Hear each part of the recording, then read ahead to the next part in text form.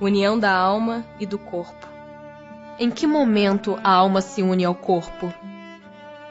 A união começa na concepção, mas só é completa por ocasião do nascimento.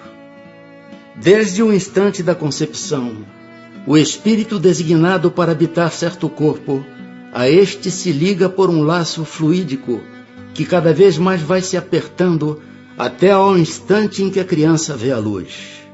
O grito que o recém-nascido solta anuncia que ela se conta no número dos vivos e dos servos de Deus.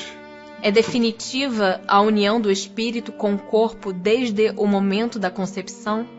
Durante esta primeira fase, poderia o espírito renunciar a habitar o corpo que lhe está... Durante esta primeira fase, poderia o espírito renunciar a habitar o corpo que lhe está destinado? É definitiva a união no sentido de que outro espírito não poderia substituir o que está designado para aquele corpo. Mas como os laços que ao corpo o prendem são ainda muito fracos, facilmente se rompem e podem romper-se por vontade do espírito, se este recua diante da prova que escolheu.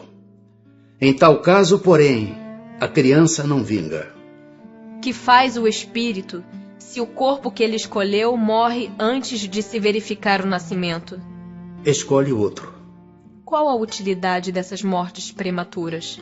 Dão-lhes causa, as mais das vezes, as imperfeições da matéria. Que utilidade encontrará um espírito na sua encarnação em um corpo que morre poucos dias depois de nascido?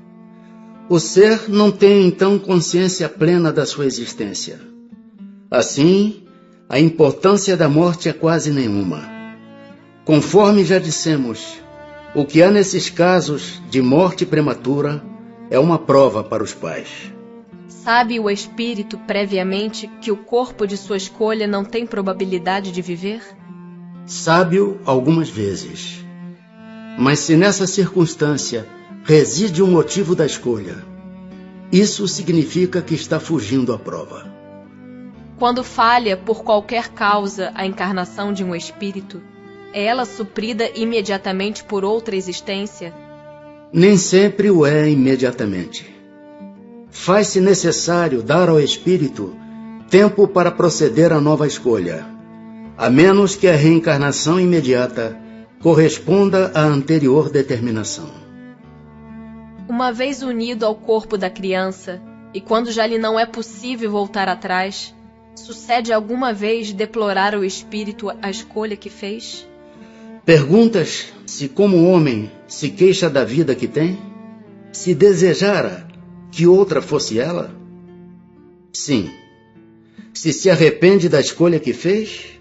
Não, pois não sabe ter sido sua a escolha.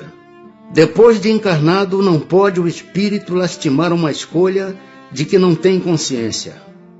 Pode, entretanto, achar pesada demais a carga e considerá-la superior às suas forças. É quando isso acontece que recorre ao suicídio. No intervalo que medeia da concepção ao nascimento, goza o espírito de todas as suas faculdades? Mais ou menos, conforme o ponto em que se ache dessa fase, porquanto ainda não está encarnado, apenas ligado. A partir do instante da concepção, começa o espírito a ser tomado de perturbação, que o adverte, que lhe soou o momento de começar nova existência corpórea. Essa perturbação cresce de contínuo até o nascimento. Nesse intervalo, seu estado é quase idêntico ao de um espírito encarnado durante o sono. À medida que a hora do nascimento se aproxima, suas ideias se apagam, assim como a lembrança do passado, do qual deixa de ter consciência na condição de homem logo que entra na vida. Essa lembrança, porém, lhe volta pouco a pouco ao retornar ao estado de espírito. Imediatamente ao nascer, recobra o espírito a plenitude das suas faculdades? Não. Elas se desenvolvem gradualmente com os órgãos. O espírito se acha numa existência nova.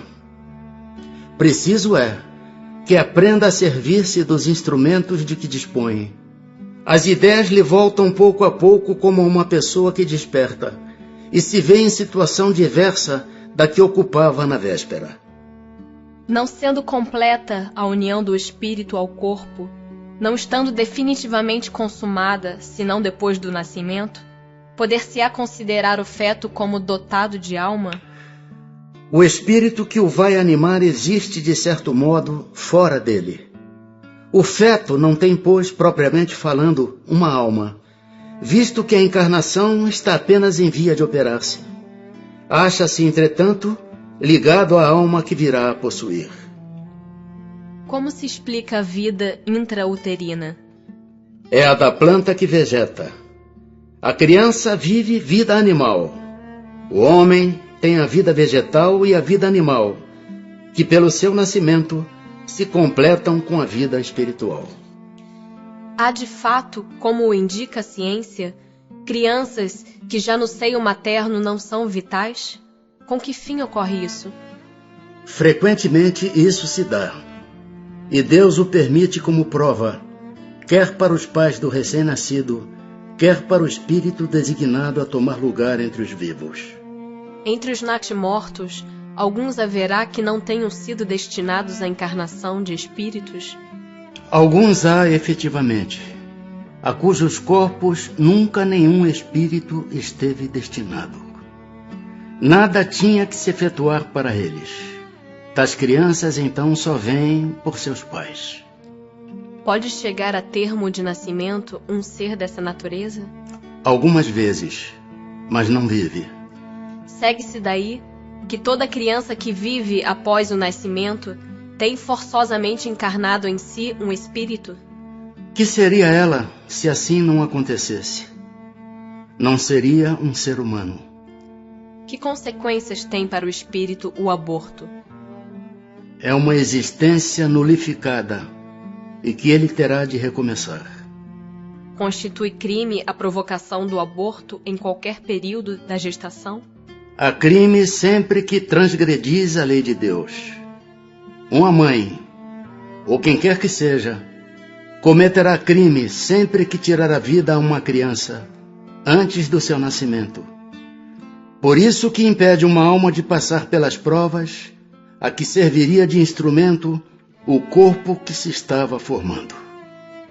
Dado o caso que o nascimento da criança pusesse em perigo a vida da mãe dela, haverá crime em sacrificar-se a primeira para salvar a segunda? Preferível é se sacrifique o ser que ainda não existe, a sacrificar-se o que já existe. Será racional ter-se para com um feto as mesmas atenções que se dispensam ao corpo de uma criança que viveu algum tempo? Vede em tudo isso a vontade e a obra de Deus.